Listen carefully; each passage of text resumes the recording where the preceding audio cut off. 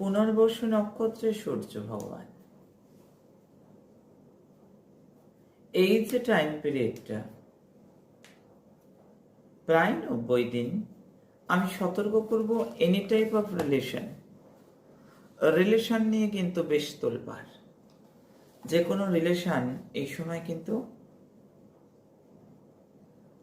Relation এই সময় নিম্নগামী হবে। ক্রোধ লাগাম তোমাকেই টানতে হবে। আর্গুমেন্ট থেকে দূরে থাকতে হবে।